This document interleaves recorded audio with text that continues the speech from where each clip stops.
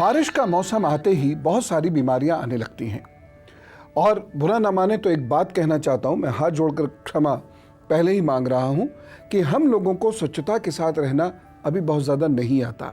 कारण कोई भी बने, मैं ये नहीं कहता कि आप ही कारण है, मैं ही कारण हूँ, कारण कुछ भी बने, लेकिन हमारी स्वच्छता के साथ रहने की कमी की वजह से अनेक रोग हमको बरसात और बरसात के बाद पकड़े रहते हैं और ये रोग धीरे धीरे जानलेवा होते जा रहे हैं।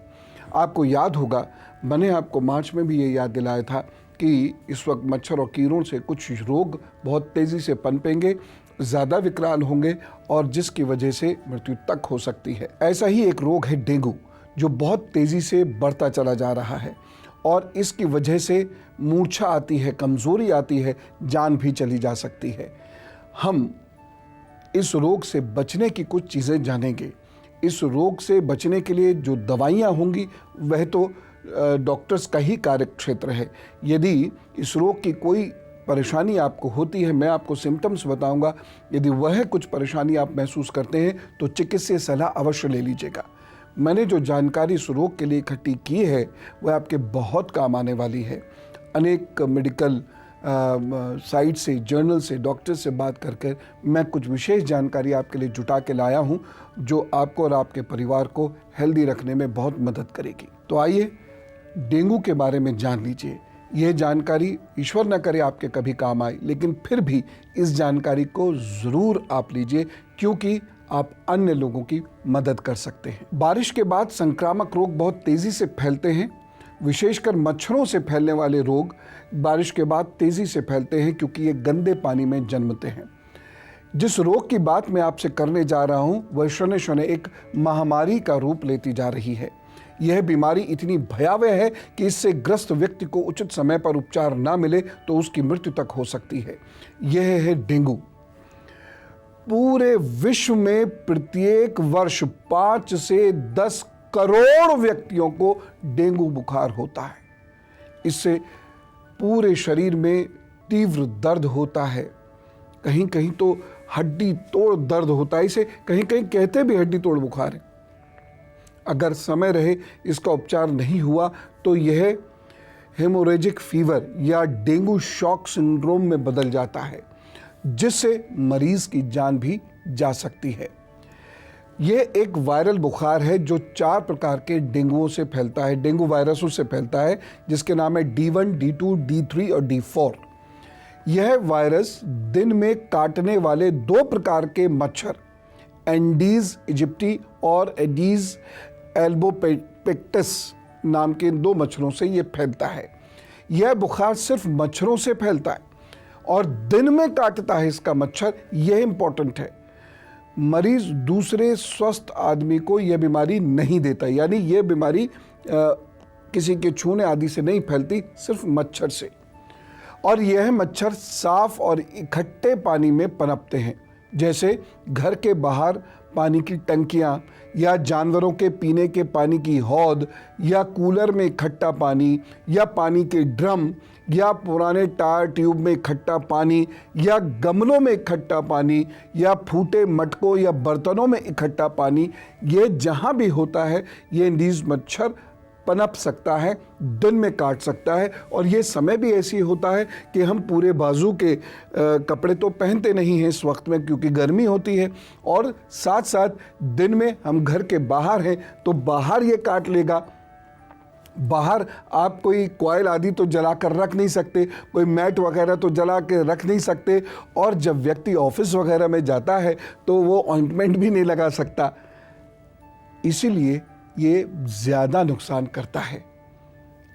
इससे बचने के जो बहुत सारे उपाय तरीक़े हैं जो चिकित्सक प्रयोग में ला रहे हैं, जिसको सरकार भी बहुत प्रचारित कर रही हैं, उनके बारे में मैं आपको बताऊंगा। बहुत ध्यान से कृपा करके सुन लें।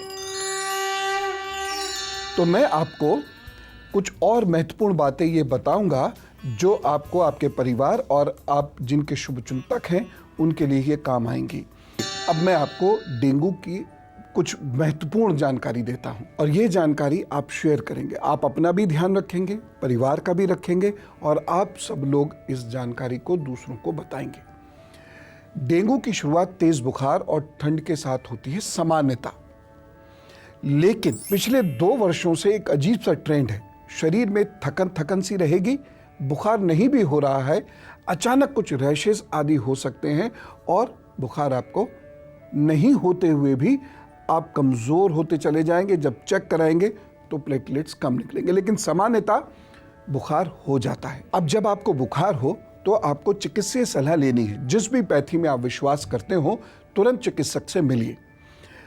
विशेषकर अगर ये बुखार 3 से अधिक दिन रह रहा है तो चिकित्सक आपकी कुछ जांच जरूर करवाएंगे, उसे फौरन करवाइए, कोई लापरवाही नहीं।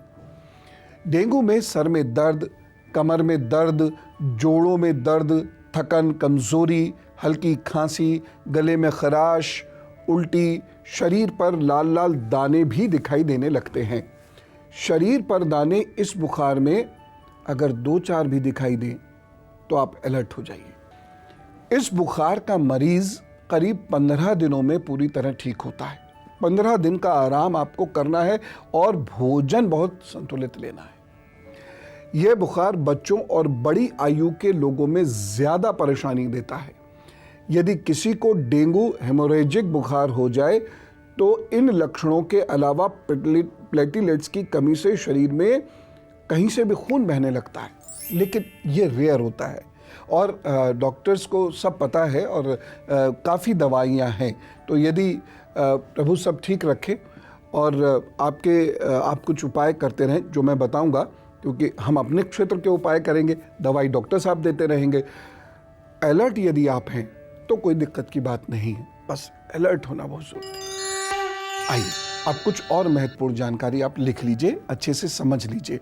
मैं पुनः कहता हूँ, हमें बहुत सारी जानकारियाँ नहीं होती हैं, इसकी वजह से हम बहुत सारी परेशानियों में फंसते हैं। क्योंकि यह मच्छर से जनित रोग है, इसलिए सबसे पहला प्रयास क्या करना है? मच्छरों के पनपने पर रोक लगानी है। डेंगू के मच्छर साफ पानी में उत्पन्न होते हैं, ये ध्यान रखिएगा, साफ पानी में। इसलिए कूलर का पानी रोज बदलना है। पानी की टंकी को अच्छी तरीके से बंद करके रखना है। यदि घर में छत वगैरह पर पुराने डिब्बे, बर्तन, टार, ट्यूब वगैरह या ऐसा कोई टूटा फूटा सामान पड़ा है जिसमें पानी जमा है, उसे हटा दीजिए एकदम से। जहाँ भी पानी जमा हो, आप एक काम कीजिएगा, वहाँ ज़रा सा मिट्टी का तेल, केरोसिन ऑयल डाल दिया कीजिएगा। केरोसिन ऑयल क्या होता है? केरोसिन ऑयल जैसे ही पानी पर बिखरता है, सरफेस टेंशन डिस्टर्ब होती है और मच्छर उस पर बैठ नहीं पाता, वो उड़ जाता है। केरोसिन ऑयल नहीं हो तो गाड़ी में से ज़रा सा पेट्रोल निकाल के डाल दीजिए, बहुत ज़रा सा, कुछ बूंदे ही उस पर एकदम स्प्रेड आउट होंगी। आपने देखा होगा तेल पानी के ऊपर तैरता है, तो जैसे ही वो स्प्रेड आउट होगा मच्छर वहाँ बैठना बंद कर देगा।